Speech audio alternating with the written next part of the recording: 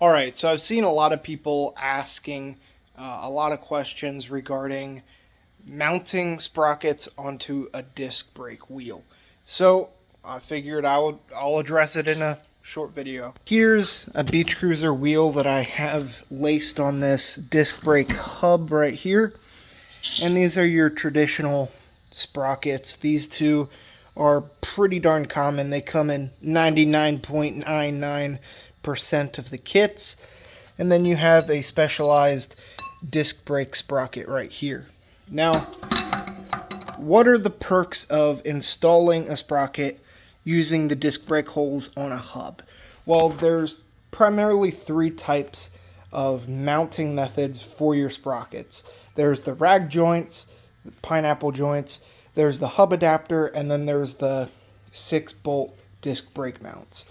And there's pros and cons to each of these. The rag joints, you mount directly to the spokes, not to the hub, so all of the strain coming from the motor, all the power, torque, especially kick starting, bump starting it, all that is going directly to the spokes, and they're pretty darn flimsy. Even on a regular pedal bike, I mean just regular riding, hitting bumps, you have problems with these warping, stretching, so rag joint is just going to make that a lot worse. Then there's the hub adapter, which is great for, I would say, stock motors, but high compression motors, motors with more torque, more power, they tend to slip. I made a video on how to make them slip less. So like the assembly compound from Park Tool for mountain bike handlebars, you can Loctite, you can even like Dremel in like a little keyway into the hub, but that's kind of a lot of work.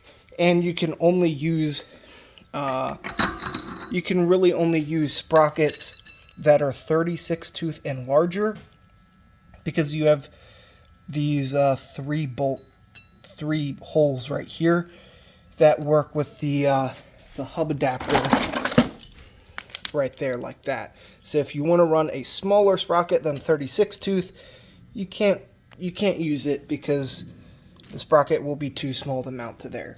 Now the disc brake mounting method holds the best, it handles the most amount of power because you're bolting it directly to the hub, and there's a lot more meat mounting to these 6 holes than there is merely clamping it to the spokes or merely just clamping it around the hub. So that's a lot more secure. I mean, I ran this on my Predator 212 that ran on alcohol, and it ran perfectly fine, just the 6 bolt holes. But I mean,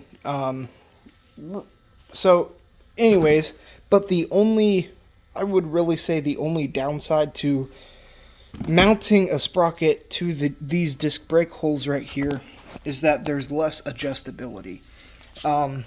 With this, you can kind of move it back and forth, forward and back on the actual hub itself. You can add spacers here, whatever, to get it aligned properly with your motor.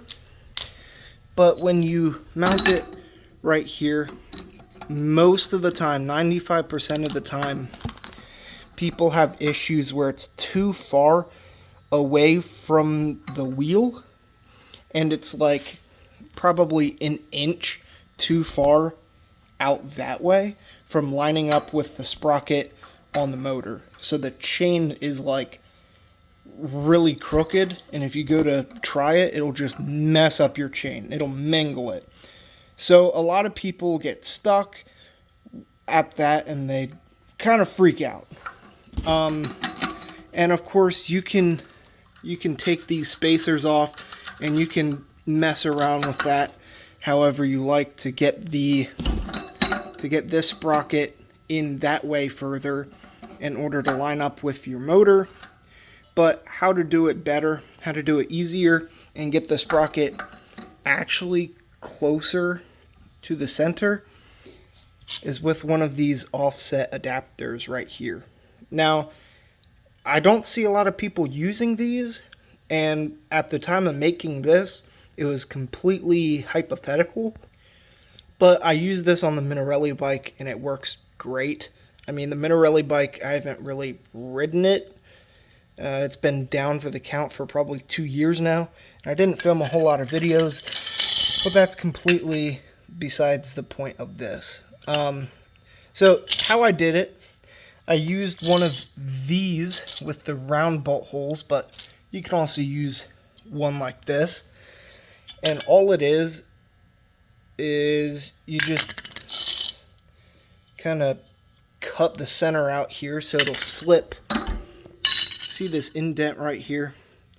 You want it wider than the disc brake mounts, and you want the sprocket to fit over this, because a normal sprocket won't, so you have to cut that out. And then basically after you do that, this sprocket has 6 holes here, there, and you can see they almost line up. So as long as you get those holes pretty much completely lined up, then you can drill them out a little bit larger. And then it comes with these fasteners that are pretty easy to install. And then that's basically it. So as you can see, when you install it, it spaces it, offsets it about a quarter, I would say about a ½ inch, compared to just mounting it flat on there. And of course you can add spacers between it, either here or here, to make the offset more or less. So it's pretty easy. But yeah, that's about it. So this way you can use the disc brake mount without having too much of a headache. Now I will say, before I end the video here, a downside to offsetting it too much, too close to the center, is your chain will rub against the tire. If that happens, if it rubs too close to the tire, but the chain alignment is good, there's 2 things you have to do. You have to either space the whole wheel closer to the right here. So that means taking, hold on, give me a second, taking a spacer off here and putting it on this side, so you bump the wheel over. Or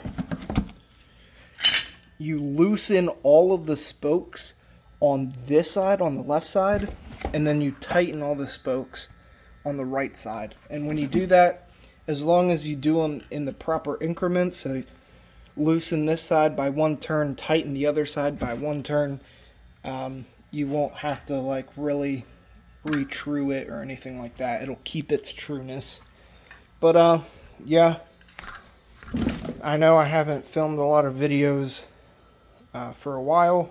That's because I've been ridiculously busy on other projects that I'm not really showing on the channel. But I hope you guys thought this was helpful. Thank you so much for watching. See ya.